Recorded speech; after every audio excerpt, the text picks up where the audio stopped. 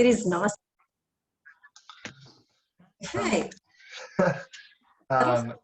So, yeah, I've just hit the record button. So welcome to the Term 2 version of our, what we call it, our Riverina Environmental Educators Network. And so I'm Ben, and we've got Kath here from Turvey Park and Nicole from our local, I think it's the Murrumbidgee Land Care. Would that be right, Nick? That's it, yep. Yeah, cool. And so we're just going to record it and then type up the minutes. And our main theme for today is sharing success stories that schools have had. Yeah, so Kath is going to share one. Nicole, feel free to jump in if you'd like to as well. And I've got one to share from Sturt Public School, who unfortunately couldn't attend today. So even if it's a nice short meeting, that should be good. So just first of all, acknowledging that at least for me, and I'm pretty sure Kath and Nicole, we're all working on Wiradjuri country. So Air and Earth is really respectful that Wiradjuri have been looking after and caring for this area for thousands of years.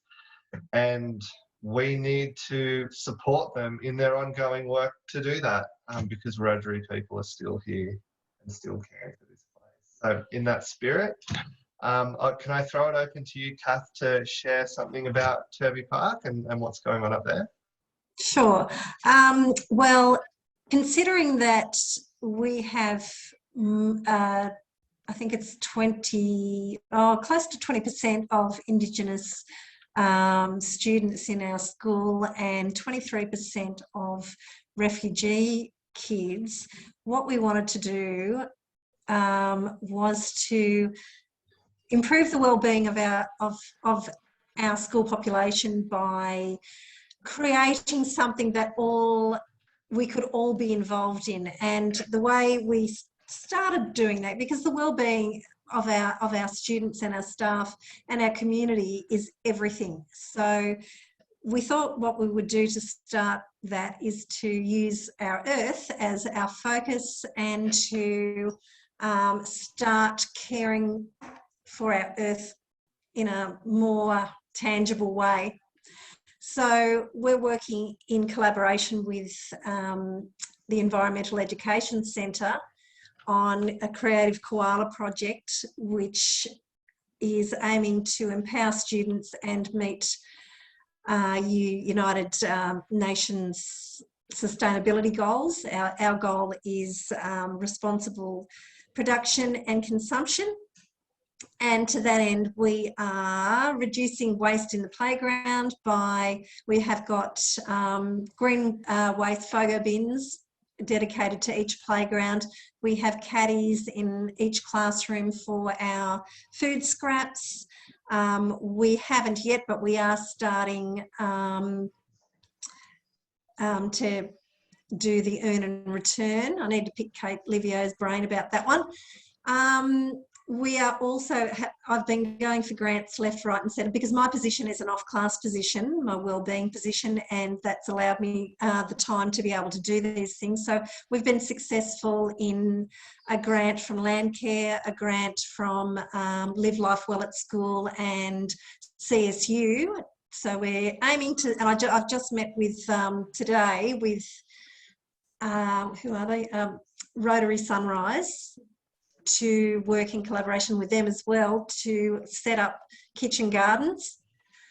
So hopefully the plan is to fence a small part of our school and have a dedicated area for kitchen gardens, and then start growing stuff and then start cooking stuff and lots of exciting stuff. So then from there, we also want to do a bush tucker garden and also some gardens that can be dedicated for our EALD community so that they can be involved and make it a real community garden. So that's pretty exciting stuff.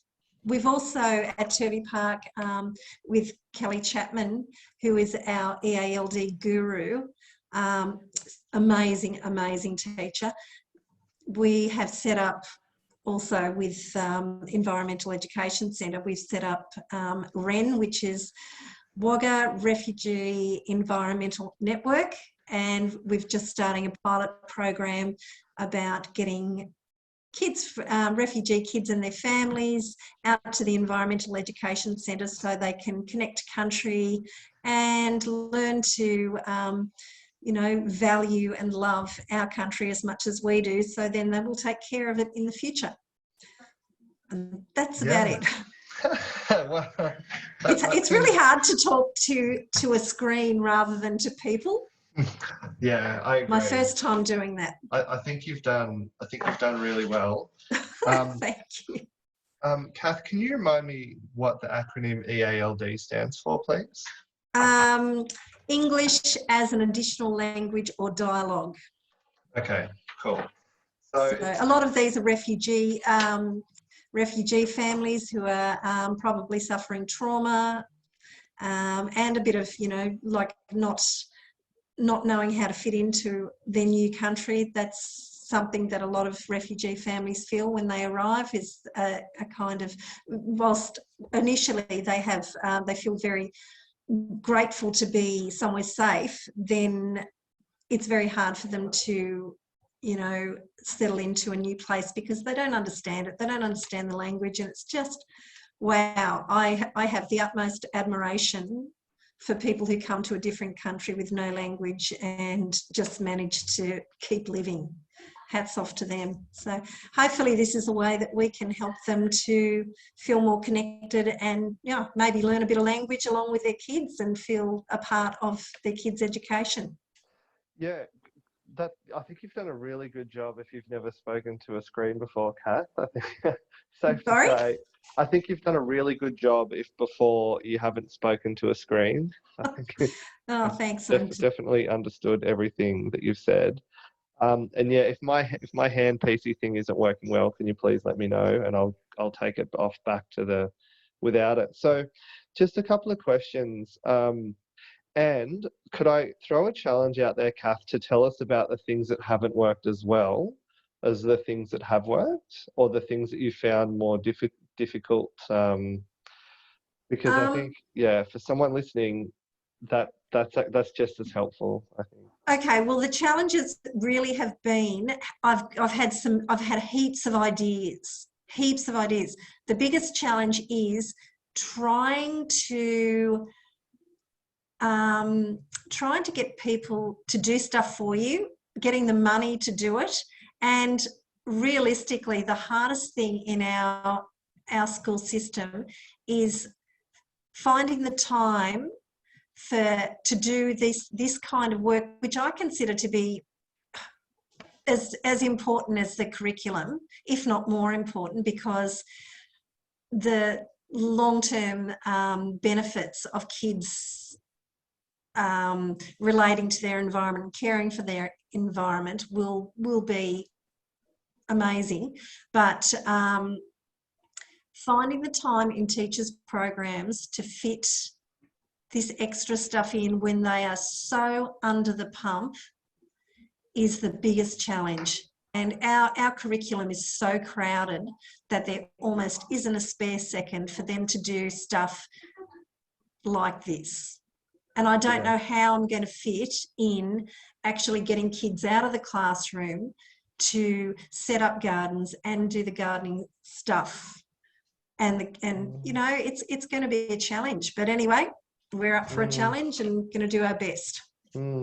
So the thing that immediately pops into my head, Kath, is that I feel like, even again with the challenges that come up for you, if you're able to share them in subsequent meetings, that's and share the ways that you've had to the challenges you couldn't overcome and the ones you could. I think that's so valuable. Yeah, look, Kate Livio is probably a better person to talk to about this, because we're only just starting on this journey, and Kate has been doing this for a while. I don't know how she's done it, because she is just a powerhouse. Yeah. And I really need to get together with her and pick her brains. Trying to find time to do stuff is the hardest thing.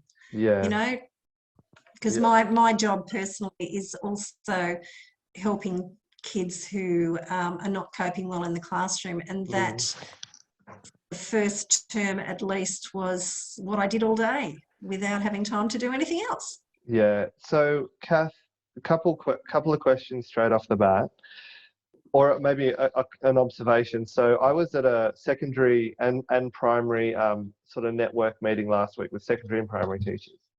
It was from the Catholic education system, and the few teachers I had lunch with said exactly the same thing that you did. So, finding time to do things, interesting things, can be challenging, even if you think they're worthwhile. And the other thing that they mentioned was, because the curriculum is so crowded, and for, you know, if that's teacher speak for saying there's a really long list of things to teach in a finite amount of time. So they said that as well. The thing for me as a high school teacher, so I'm a high school teacher, that I'm interested in is, as a high school teacher, we can link sustainability really easy to the geography curriculum, quite easily to the science curriculum. In primary, do you feel there are those curriculum links that sustainability education can? Definitely, there are. The challenge is because every teacher is trying to teach every subject, trying to get everybody together at one time to discuss, oh yes, and we've got different stages doing different topics, and they might not marry up. I'm guessing it's more because I'm new at this and will get better at it, that it will all fall into place. But yeah, this is all a very new program for us, and it's what's the word? It's evolving as we go. So that was interesting that you mentioned. So at Turvey Park Primary, is it multiple teachers trying to do similar activities, and like teachers trying to work together with their classes instead of one teacher doing it? Well, to start all this stuff, we have to set up the infrastructure to do it first, and that's where all the grant writing and stuff like that has come in. Like, our kitchen gardens aren't even set up yet. We're working towards that. The waste program has been basically done by me and the girls from the REEC. It is just getting off the ground with this creative koala. If you've never seen it, just Google creative koala with a K, creative with a K, which messes with us teachers. Yeah. Cope with that.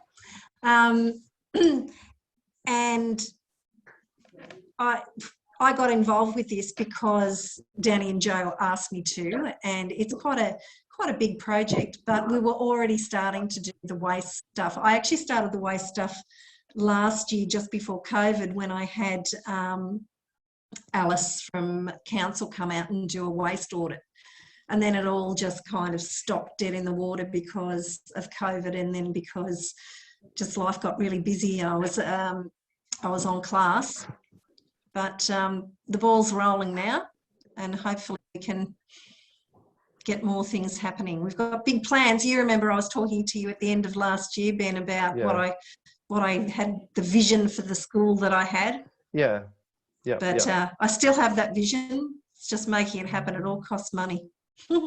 Yeah, it does. And I suppose, I don't know, I hope I'm not harping on this, but I want to try to get down just as much as we can almost into the nitty gritty, because I feel like that if a teacher's going to watch this and put themselves in your position, it might help to talk about those little things. Welcome, Jade. How are you?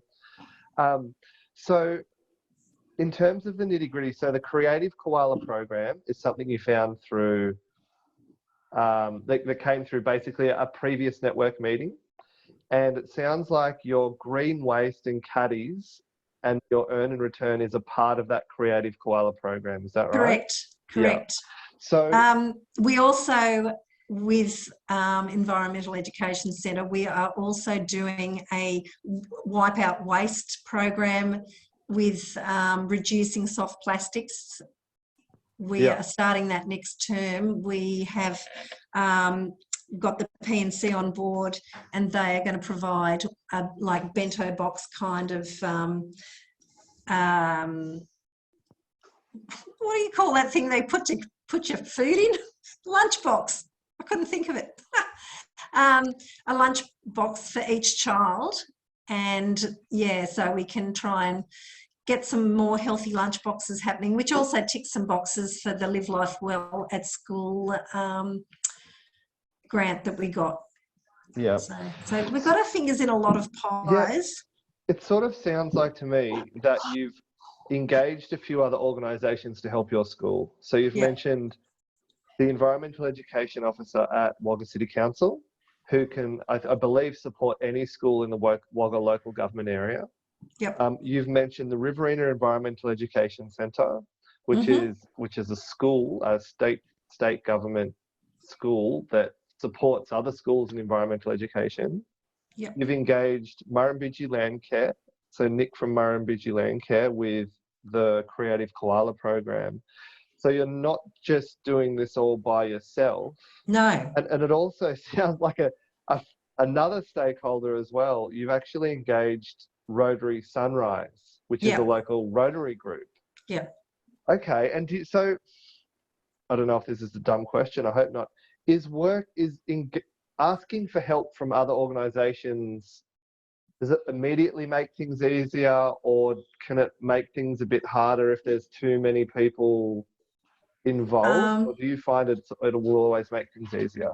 Look, I've always gone with the idea that more heads are better than one, and I much prefer to work as a member of a team, and all these people genuinely want to help our environment and help our children to learn in a way that is interesting to them. So everybody's been really helpful, really on board. It's not been a burden at all, and the more people, the better, I reckon. Okay, cool. I've been there too, Ben. Pardon? Parajong Recycling has been there as well. You have. I remember. About 1 million children over 3 days. Okay.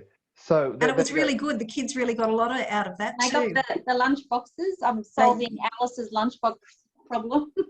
Yep. They're getting out there. Okay, so that's 5 different groups you've engaged at Turvey Park, Kath. Well done. Oh, I wasn't responsible for that one. I think they just came themselves, didn't you, Elizabeth? No, one of the teachers contacted me, but she was there on the days. I think she was sick or something. Okay. Yeah, it was end of last year. Yeah. Yeah. But it was good. The kids are great. They were. It was good. And that hall is such a great place to work with kids there. Yeah. Here's the evidence. I use them in my big recycling book now when I go and see schools. Excellent. Yeah. Cool. So I'll just take this opportunity to say welcome, Jade, Ed, and Elizabeth. Thanks for tuning in. Thanks, Ben. No worries. So our topic today is sharing success stories. And so Kath has been sharing what she's been doing at Turvey Park, or what the Turvey Park community has been doing, which Kath has. Kath, just to tie it up, can you tell us what stage are you at with all those projects now? For example, you mentioned green waste.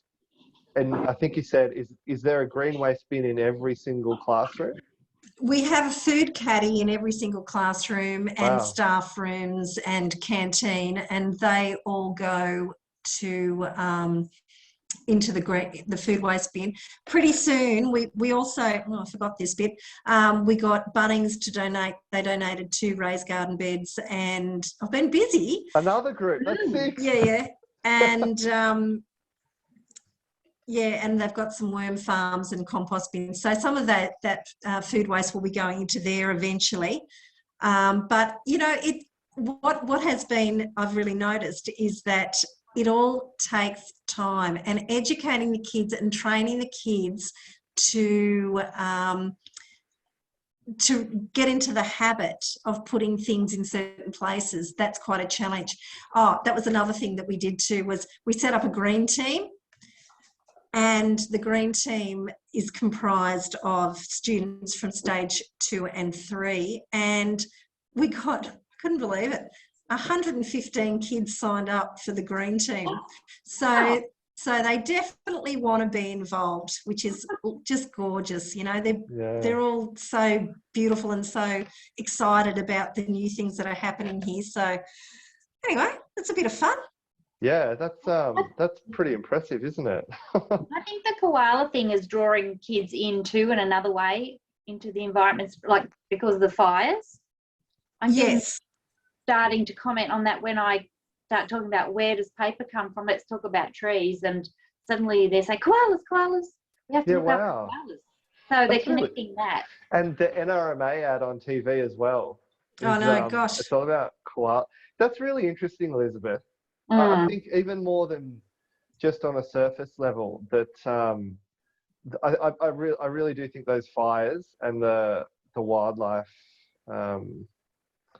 Yeah, to me it's an extra landing point for students to, I don't know, have some emotional connection as well as you know, the connection to your teacher. My teacher told me this is all well and good, but if there's an emotional connection as well. Well, if they're burning to death, it's fairly dramatic for children to feel it that way. Sure, absolutely.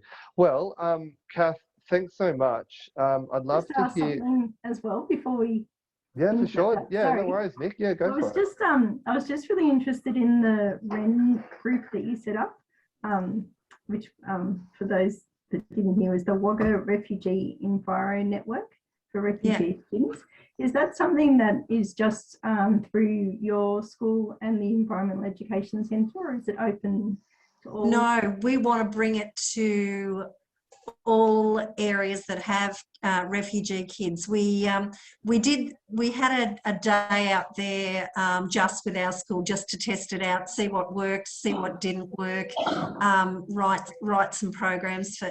What we want to do is, because we want kids to connect, we don't want it to be a formal thing, and also because the language is limited, we want to keep it as simple as possible. So we came up with what do we come up with? Connecting through building. So we noticed that the kids really loved building cubby houses and little, you know, shacks out of branches and stuff like that. Oh my gosh, they loved that. They also they wanted to do art. So we thought we could do an art, you know, we decided that we had, because oh my gosh, they get so excited when they're out there, absolutely next level excited. We have to keep the groups small. We also found that the boys wanted to do different things to the girls. So we would put the groups, you know, have them gender specific kind of groups. To do specific things. And there was also, we thought about having at the end, another group was going to be just a bushwalking kind of, let's look at nature, let's look at the kind of flora and fauna that we have around our area. And the last bit that we wanted to have, and that's what we particularly wanted families around, was maybe bond by with food through having, you know, a meal together somehow, like using their pizza oven to create some pizzas, using the Turkish bread that they all make, something like that. What have I done here? Yeah, so lots of exciting things. Are you able to like share how other schools might be able to get their students involved in that? Kelly is the one who's running this program, not me. She is the person to talk to. But if Kelly, you want to get Kirby Park, Kelly Chapman, her name is, and she has already contacted quite a number of schools regarding this program. Some schools were really interested, others weren't so much. But yeah, just contact Kel and say that you're interested, and she'll be all over it. I don't want to steal her thunder because she was the one who came up with this idea. And yeah, she's our guru. She knows everything about working with EALD students, and a lot about refugee children and trauma and families and all that sort of stuff. So she's very heavily involved with that side of things. So yeah, just get in contact with her. And where was that being held? Where were they gathering? At the Environmental Education Centre. So we've got some bookings for 4th term. We couldn't do 3rd term. So we've got 3 weeks in a row where we're thinking that this year will probably be limited to Turvey Park, and then next year we'll be able to roll out the rest when we have it more formalised and know exactly what we're doing. But yeah, let's hope that it can be a project that a lot of people can be involved in, because it would be really nice to bring it out to the wider community. I wonder if it's hard to get spaces out there, blocks of time or whatever. Yep. And whether Air and Earth could host that sort of thing too. Oh, good idea. I like that idea. Yeah. What do you think, Ben? Yep, answer's yes. I suppose I'm a little limited if I need to facilitate the day. I'm often limited in which days I can devote to certain things. But if you just wanted a space, yeah, no, I can't. Yeah, we would love to support that, Kath. That would Beautiful. be yeah. Let me know. So, Kath, what I think we might need to do is just throw the floor open, because there's a couple of other stories. But yeah, big thanks. Good. I would like to stop talking. Yeah. No, big thank you, Kath, for sharing what Turvey Park's doing. And I noticed Melissa's just joined us. Welcome, Melissa. How are you?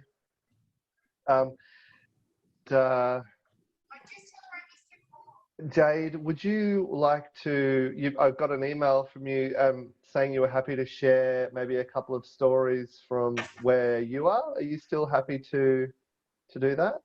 Sure. Hello, everyone. Welcome. Do you want to tell us a little bit about where you're working? So I work for Murrumbidgee Landcare, and I'm the local coordinator for the Bidgie West area, which is Hay, Bullygul, Gulgowie, Rankin Springs areas.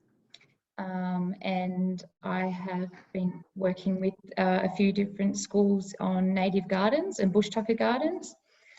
So the preschool at Hay, we recently built a little bush tucker garden, and the bed was in the shape of a rainbow snake, which related to that story. I can't remember what the story is called at the top of my head. So they used that in the as an idea. They read that to the students and then said, okay, well, let's do it with a snake. And next week they're doing a opening of the garden with the Ngari Ngari Tribal Council, the local Aboriginal that's amazing. Council. So they're going to do Aboriginal dot painting on the rocks, because the rocks are already placed. Jade, might I please ask, is that Ngari Ngari country? Where it is and isn't. It's Wiradjuri and Ngari Ngari. Yeah, I understand. Yeah. Yeah. Yeah. Yeah, so they're going to do Aboriginal dot painting with the kids on the rocks and do a smoking ceremony. Yeah, wow. There's so many teachers in Wagga that would be interested in something like that. We get a lot of inquiries, often fleeting inquiries about bush tucker gardens. So if you're able, any information you're able to share of that process, and like I said with Cass, the things that you found have worked and haven't, I think that's really valuable. Sure. Yeah. Well, since then I've just planted another bush tucker garden because we got funding from Junior Landcare with Woolworths. So that was at St Mary's School, and they're also going to have an opening in a couple of weeks for NAIDOC. And I am also working with Bullygul. We were successful to get 1,500 from the Junior Landcare and also 5,000 from Transgrid. So we're actually building a really big native garden, and there's a bush tucker section and also a yarning circle, which is a learning space where an Aboriginal artist would design the circle. And we've been doing lots with that one. We've been doing seed collection, propagation,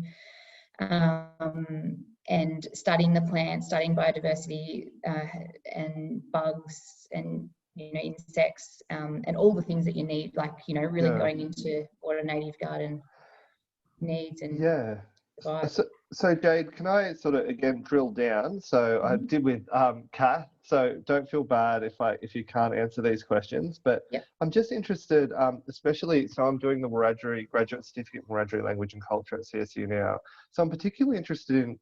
Do you have to go through certain protocols for making bush tucker gardens or consult certain people? Is there a process that you've found you've had to go through for any of those different projects? I have touched base with the local land council and also the Narinow Tribal Council. There isn't a land council at Wollongong, so I don't actually have to do that. There isn't really much representation out there either. So I'm actually bringing people to Wollongong. But yeah, it is good to touch base with the local area and see if they want to contribute as well. If they have anything to offer. And so when you mention land council, so if let's say I was a teacher in Wagga and I wanted to do a bush tucker garden, how would I go about getting in touch with a land councillor? I think another phrase you mentioned there was tribal council. What would you recommend? Is it something you can Google? Would you just Google sort of Wagga Land Council or? That's the first thing I would do. I did, sorry, because I'm in a small, Hayes only small, so I know everyone I guess here. So I already have sort of relationships and connections with those groups, but I'm not sure with Wagga. I would probably Google who the organisations are. Do you have an idea, Nick, for Wagga? There is a land council. I probably taught the LLS also have an Aboriginal officer, and I sit next to him, so I'd probably ask him. Is that Jeff Simpson, Nick? Sorry? Is that Jeff Simpson? No, he's with OEH. Okay. It's Greg, mental blank, I've just forgotten his surname. Greg Packer. Okay. Yeah. Cool. And I think Jeff is great as well. So Jeff is Bridget, who works with me's husband. So very helpful. Yeah, that would be a handy connection. And I think at Air and Earth as well, we have some connections to our local Wiradjuri community as well. So I think so it sounds like Greg Packer with LLS, Jeff Simpson at OEH. No. And council also have a Aboriginal liaison officer too. Ben. Thanks, Ed. Rosalie, isn't it? Yep. Yeah. Well, and then so Rosalie at Wagga City Council, and then if someone wanted to contact Erin, there's 4 different options, I guess. We can put people in touch with local people as well. I think that would be the first place to go, rather than just Jade. Would you say it's better to have a conversation with local Indigenous people than to just Google the names of local bush tucker plants and go and buy them? Yeah, definitely. Because they might want to assist, I guess, and have resources and things that you might not have to do all the work. But I guess that's I feel from my teaching point of view, if you're able to engage local elders, man, the learning for the students is going to be so much richer. So you'd be crazy to try to bypass some of that and just go, oh, it's easier to just plant them and do a worksheet on them. It might be sort of, I don't know, less mental load to begin with, but I think like you said, Jade, if you're able to form a relationship with certain people and then they start to help out, wow, they're sort of the wind beneath your wings as a teacher. That would be my sort of idea of what would happen. Yeah, definitely. Yeah.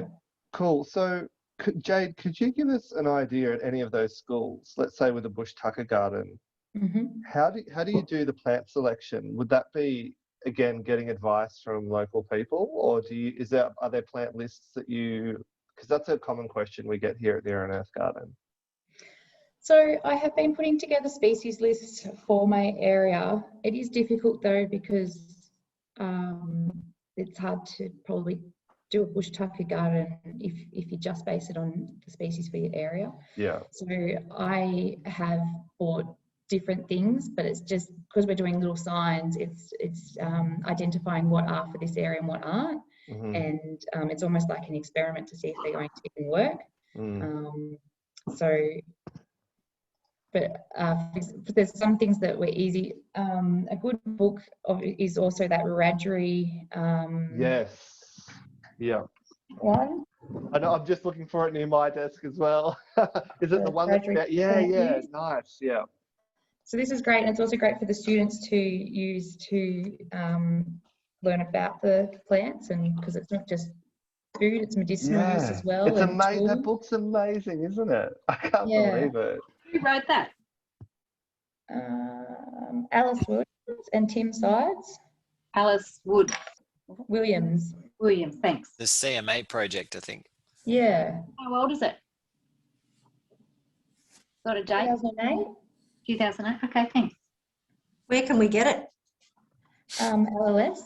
So they're still for sale, are they, or available? I don't know that they are. Out of print, maybe? I think so. Yeah. Yeah, They're definitely online. They're available online. that's what I was going to say, yeah. There's limited copies in hard copy, but I can send through a link if you want to include it, Ben, for the online version. Oh, good. Yeah. Right. Cool. Okay. Well, look at that. Look at us go. We're networking like crazy here. But see, that might be a good, if there happens to be some money around, to reprint it, perhaps do another run if people need it. Yeah. Yeah. Interesting. Jade, that all sounds really amazing. Did you have anything else sort of just off the top of your mind which you would like to share about the process at any of those schools?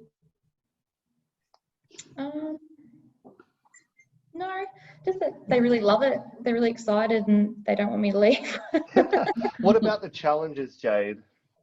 What have been possibly some things you've had to think, in a clever way to overcome?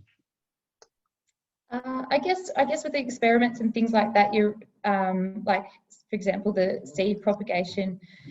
I left the trays with the schools for about a month and they didn't keep watering them. So things like that is like the process isn't going exactly to plan. So then I actually went and got them. I drove to Bullagul last week just to get these trays and then flooded them with water all week. So then I could bring them back out this week and say, now we're going to plant our seedlings. And in those schools, in the bush tucker gardens, was it sort of, 100% food plants, or did you have a mixture of some plants for food and maybe native plants or medicinal or textile? So the big garden that I'm doing with Bullagul, that's going to be a mixture of everything. It will have grasses, wildflowers, trees, and there'll be a bush tucker section. Yeah, but the other ones were just bush tucker, which was smaller. Yeah. Okay.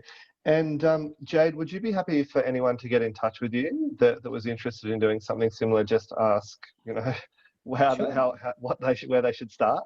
Yeah. Sure. And what's the best way to contact you? Email. Yeah. Or phone. Yeah. Yep. So are you able to just say your email address and I'll pop it in the minutes? Yep. bgwest. Yeah. @mli. Yeah. .org.au.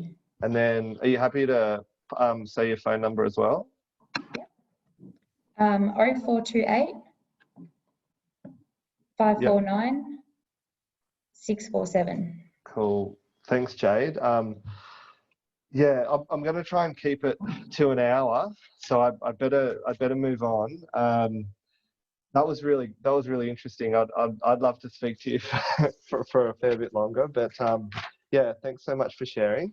And I noticed Julie and Jennifer have also joined us. So welcome, Julie and Jennifer. That's all good. So the topic or the theme of today's meeting was sharing success stories. So Julie, Jennifer, or Melissa, were any of you keen to share a story, or were you happy just to listen in? So I don't know if everyone knows me. I'm a teacher from Wyalong Public School. We're a tiny little school, and we have only got actually we now have 84 students. We got a few extras this week. So we've been recycling. So now we're up to soft plastics, all of our cans and bottles and things. We've added bread bags and bread clips and lids for kids. Oh, wow. What do you do with the bread clips, Melissa? Well, apparently one is Wonder Bread or Tip Top, one of those sent out a bit of a promotion, and if however many we can get, they'll turn it into money for us to spend on sports equipment. Wow. And so do you just sort of box them up and send them to Tip Top one day and then they... Yeah, wow. That's really cool. Potential fraud. Let's not answer that one. Yeah, so no, we're collecting those, and then we just have to send them off to them. Fantastic. There's a box that it comes in. We just have to bag them up in 5 kilos bags. Yeah, and, wow. And then they're doing the bread clips as well. So they give us a box, and we just have to take it to the post office when we're finished, and yeah, they'll turn it into hopefully some sports equipment. The kids are thinking big. They'd like some soccer goals, but I don't know that we'll get that much. Well, I hope you do. I hope you do. Melissa, what have you found has maybe been an unforeseen difficulty, and perhaps something that's really been uplifting about it, which you didn't expect? Okay, so the unforeseen thing, we started canteen twice a week. So now instead of just Fridays when we got little milk containers to recycle, we're getting them on Tuesday as well. So we started to get a big bag to put them in and keep them until Friday when I could take them to be recycled. And of course the mice thought that they were the best thing since sliced bread. So they made an awful mess. So that was our downfall, but we've worked that out. And the exciting thing is that the kids are loving it, and they've really taken it on board. And in fact, if there's a parent there who puts a drink bottle down that's worth 10 cents, oh my, they go to town on them. And they've got their grandparents on board, they've got their aunties and everyone down the street. And I had one kid come in the other day with 2 sandwich bags, just chock-a-block full of bread clips. So I don't know where she got them from, but yeah, she's been around everybody collecting bread clips. Wow. I suppose it sounds like what you've done is you've been able to empower that young person to go and take their own action. Wow, That's really cool. Wow. Well done, Melissa. And sorry, where were you again? Sorry. Wyalong Public School. So okay. We're not West Wyalong. Yep. We're the little tiny town you go through first. Yep. I drove through there the other day. Yes. You were going to come and visit us, I seem to remember from the... Yes, well, we're actually doing, in term 3, we're actually doing sustainability as our topic. So I'm hoping to come and visit you. Yeah. As soon as I can get a couple of dates to see if any of those meet up with yours. Yeah, because we've only just sort of reopened to tours, so good timing. Oh, fantastic. Good timing. That'll be good. I will be getting in touch with you. Good. Fantastic. Thanks very much, Melissa. No worries. Yeah. Jennifer or Julie, would you like to share anything, or are you happy to just listen to the other stories?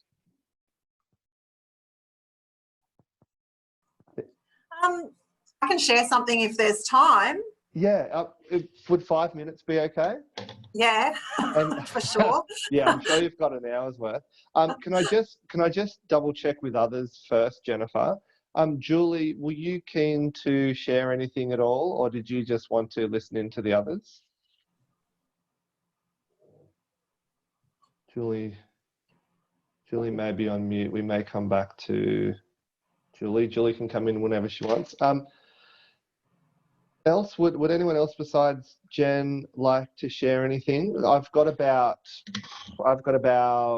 6 or 7 minutes worth of stuff, so we've got about 12 minutes to go.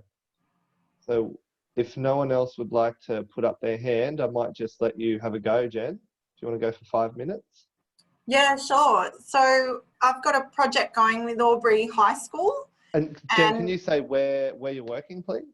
That's going to take 10 minutes. I can't possibly. No, I work for Patoris Education Group. So Jade, I think you work with Sam, my colleague over that way, and Owen Dunlop established Patoris Education Group. You might know his name.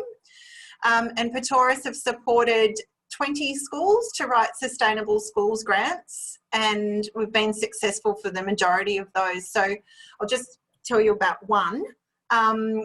So I'm also a casual teacher at Albury High School, so that was a project that really glad got off the ground.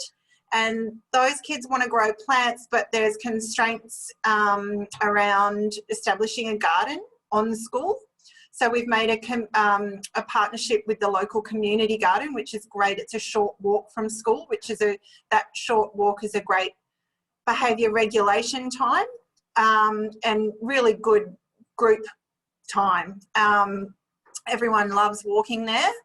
The students that we're working with is a group of Year 8 learning support students, and so they're doing life skills outcomes, and there's a group of Year 9 and 10 learning support students. We're establishing a greenhouse on site. So instead of a garden, we were able to construct a greenhouse. And so that's become a bit of an outdoor learning space. It's not up yet, but it is going to be an outdoor learning space, but without being a garden. The ongoing maintenance around a garden, the risks associated with establishing a garden that's then not maintained, all of that, we decided we weren't going to do it. But a temporary greenhouse on a slab that could be erected and pulled down, we decided was good within our risk. And partnering with the community garden has been really good. We just revisited that garden today because we made an ingredients list for our local lunch challenge. So next Wednesday, we're having a lunch to thank everyone that supported us. So Bunnings have supported us, Kids Nursery have supported us. And we've had a lot of issues with excursion paperwork and working with children paperwork. So we're going to kind of bring everyone together and go, we're doing it, we're done. The kids have just learned about local food and what's within 100 k's of Albury, which thankfully is some really good stuff.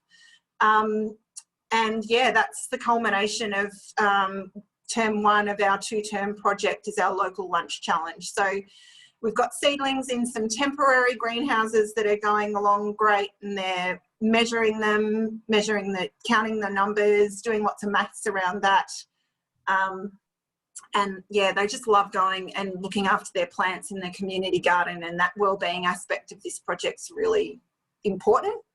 And next term, we're looking at getting indoor plants throughout the school. So we're still growing plants. It's a passion of one of the teachers. Indoor plants is a passion of one of the teachers. So we've looked at what's beneficial about plants. Looking after plants is becoming something that the kids really are interested in doing now that they've seen some seedlings grow and some food grow in the garden. They're pretty keen to get their indoor plants through the school and cleaning the air and making everyone happy. So that's our goal for next term, is indoor plants while still going on with the community garden. So we'll do another local lunch challenge at the end of next term with different seasonal ingredients and have a look again at that, revisit all the concepts. And I think that repetition is what's going to work with this group. So that's it. Yeah, wow. I'm just trying to take all that in, Jen.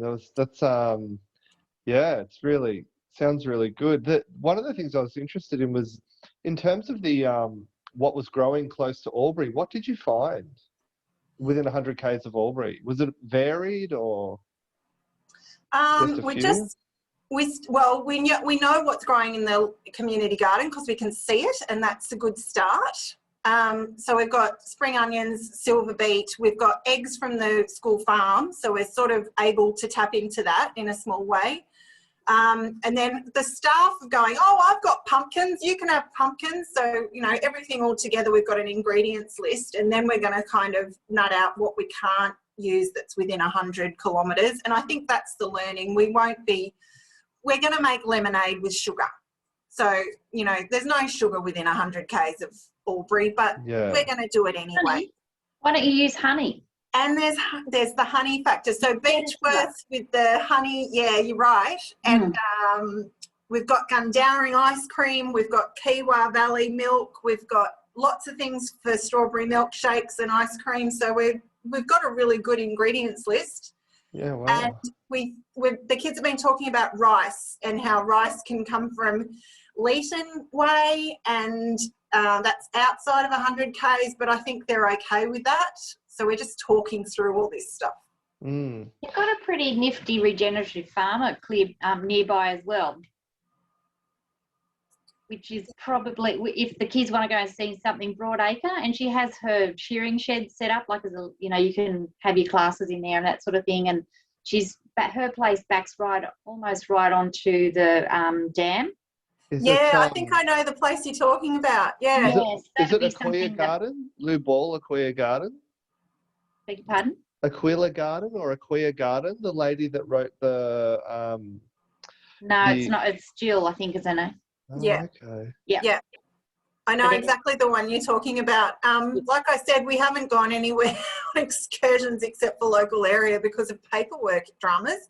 But it's funny how you can go so far with this, but we're just working within the time we've got. But I'd love to take them on a road trip and go through all these agricultural areas and have in a nice circuit around Albury. You can really get a really good sense of the diversity of farming that happens. But it's on the list for next year. So this program will be guided by Patoris this year and then left with the school to tap into in their learning in future years, and their relationships are supposed to be established this year to be sustainable into the future. So that's why we're working to make sure all our paperwork's done. And Jen, before you go, can I maybe ask an unexpected challenge and an unexpected uplifting experience in maybe doing that Albury High project? The challenge, I mean, I'm being a bit facetious around the excursion paperwork, but we did have to refine that in order to be let out of the school. And we've also had to do an incredible in-depth analysis of the Department of Education working with children check procedure. We actually had one of our Bunnings people stopped at the front gate, couldn't come in because they needed to be cleared through the system. So that was a bit embarrassing, but now we're on top of that. But the uplifting bit was seeing the seedlings start to pop out of the seedling trays and the kids just be excited to see that. And then today there was a moment where they started to offer ideas for food that they thought might grow close by. They know what they eat, but they don't know where it comes from necessarily, and now they're starting to think about that. And so I'm on a bit of a high after today's trip to the community garden and ingredient brainstorm. It was really good today. Cool. Thanks, Jen. What I might do is speak in lieu of, but before our hour's up, hopefully speak in lieu of Kate Livio at Sturt Public School. Sorry, Kate, I mixed up your name and the and where you work. So if it's okay with everyone, I'm going to do a screen share and play a little video, and hopefully you can see the video and hear my voice. So I'll just need a little bit of feedback from you. Okay. So can you see a YouTube screen up at the moment? Okay, yes. Cool. And if I hit play, can you still hear my voice speaking? Is that, Not doing anything yet. But can you still hear me? Yes. Okay, cool. Okay. So what will gradually happen is that these slides will change and I'll just try and speak to them the best I can. Unfortunately, Kate is in a meeting today. So Kate works at Sturt Public School, And Kate has done, so there it says, you can probably read, it started off by working in groups to brainstorm and ideate solutions to our school rubbish. So theirs was about waste. They took a walk around the school, cheeky birds picking rubbish out of the bins. So they said they needed better bins and less packaging. Then a similar thing to Kate. Where am I up to? Kath. A similar thing to Kath is that Kate also got Alice Kent, who's the local environmental education officer from council, to come in and do a session on using less packaging, using containers, and making recycling possible at school. So they went to see the canteen supervisor. Sounds a little bit like you did, Melissa, and had a look at the packaging. And there you go, investigating different packaging for the nachos. I'm at risk of just reading that out and getting a little bit annoying. They got a lot of, what would you call it? Came to conclusions at Sturt Public. So one of the things that Kate wanted me to tell people, which was the easiest possible, I'll just let that play through. But the easiest possible win that Kate suggested that other schools could do was to start up the 10-cent return and earn program at your school. And what Sturt Public has actually been able to do is organise Vinnies to come and collect those bins for them instead of having to go and drop them at the schools. And I'm pretty sure Vinnies, I think the arrangement is that Vinnies takes half of that money as a sort of a collection arrangement, and the school keeps half. I'm not 100% sure about that. But Kate said the school actually finished up with $1,500 of income from that program at the end of the year. So I believe that would be 15,000, 10 cent. Yep, thanks, Melissa. And she said, we don't even notice it. We don't even really know it's happening. It doesn't require us to empty the bins ourselves. The kids do it.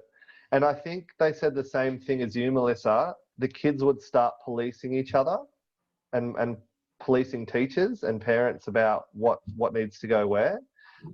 This slide up on the screen now was a book that that class at Sturt Public School actually made in conjunction with council. It's called Rad Reese to the Rescue, an awesome adventure book about recycling.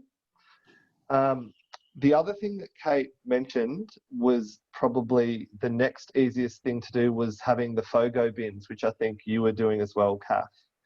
So at Sturt Public School, I'm not sure if they had the caddies in every single classroom, but I'm pretty sure they had it in the playground as well.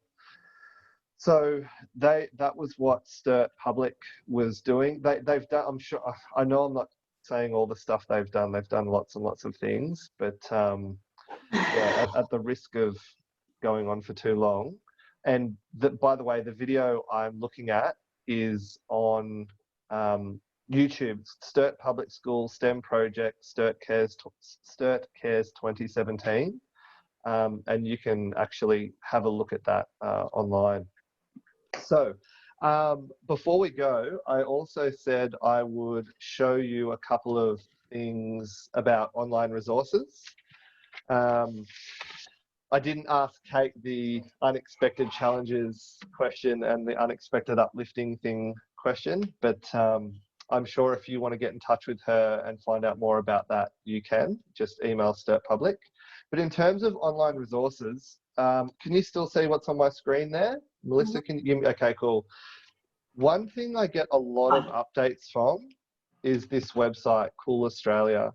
So in terms of environmental education resources, it's really, really good and it's constantly updated. I'm on an email newsletter list, so every time a new resource comes out, I get an email. And yeah, they're just so up to date. So they don't only look at environmental education. For example, this one's about health and they do social justice, but I'd probably say more than half of their resources are about environmental education. So if you're looking for something and you want to do something in your classroom without having to reinvent the wheel, check out this website. There's so much on here. So you would just go to educators and then curriculum materials. Let's see what we can do. For example, here, there's something about leadership, sexism and harassment at work for year 10. Yes, I have to. And then you can change it to units, lessons, year levels, topics, subjects. It's pretty amazing. Something about schools tree day, how trees interact with the elements. And so their resources are written by teachers for teachers. And they have a professional team of, I suppose you would say, editors that take a teacher's lesson plan, which has our scroll all over it, and they change it to an online Word doc that's easy to follow. The other thing I wanted to share today is this colouring in competition. I think one of the challenges of teaching climate change is making it age appropriate. It is in my experience anyway. And I think this is a really good way of beginning that process. So there's a Kids Care About Climate Change 2021 drawing and colouring competition. It's been a while since I looked at the site and knew exactly what it was, but I think this year they actually have an arrangement where one tree is also planted for every submission. So this one here says, a boy is flying a kite in the garden. The rabbit is watching the boy fly a kite. It's a sunny day. The boy's very happy. There is a big, tall, fat tree. The kite has bright colours. So, and that's it's an Australian competition, but this is obviously an international entrant from Singapore. And I think that would be really interesting for teachers to submit their own drawings and compare them to drawings from other countries and showing your own students what the issues relevant to here are mirrored in other places. So that's the competition actually closes in 2 weeks' time as well. So get your entry in by the 30th of June. Okay, so we've been going for about an hour. I've been interested in what people are saying, and yeah, hopefully others have too. Kath, Melissa, Nicole, Jen, and Ed, thanks for sharing and participating.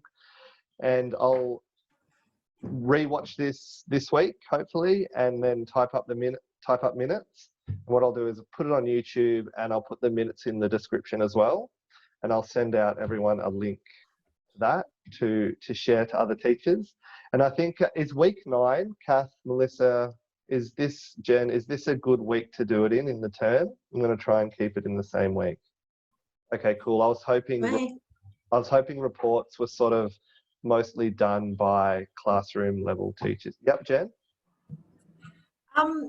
We are hoping to bring all the teachers that are working on with Sustainable Schools grants that we know of together at Riverina Environmental Ed Centre in week 10 of next term. So at the moment that's penciled in on our calendar, and I wanted to let everyone in this network know that that date's penciled in and see whether there's crossover and we need to talk about how to make it more efficient to, I don't know, I'm just putting it out there, and I don't mean to abruptly put this on the agenda, but I wanted to mention it.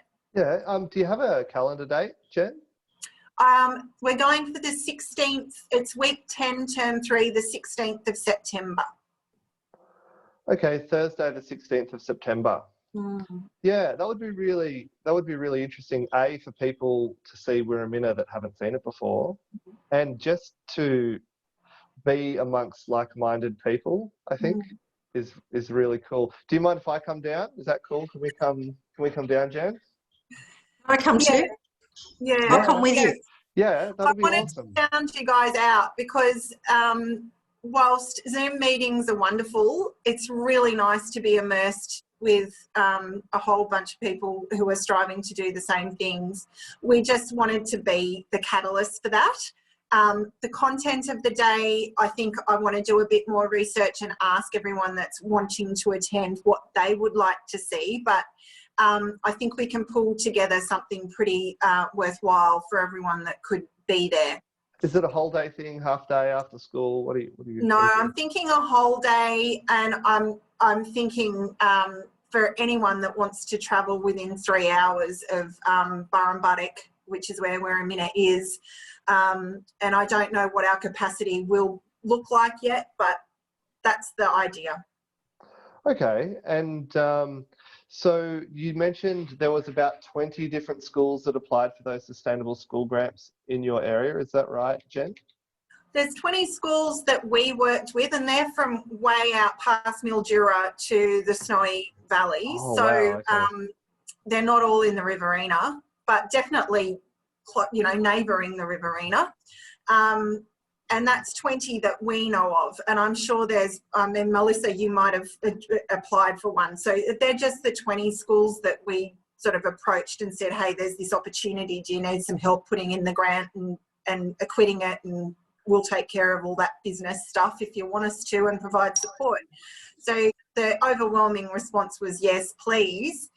The course of this year has challenged a lot of schools with casual release time. So some of the projects look a little bit different to how we intended because schools just can't get casuals and release. So next year, I guess there'll be another round of sustainable schools grants. And so, yeah, we'll just look at what we're capable of and who else might need some support in putting those in. Yeah, cool. Okay. Me. Yeah, I think, Kath, would that be you? Sorry. Yes, please. Yeah. Put us in Definitely. too. Okay. Are you able to support schools like up this way, Jen?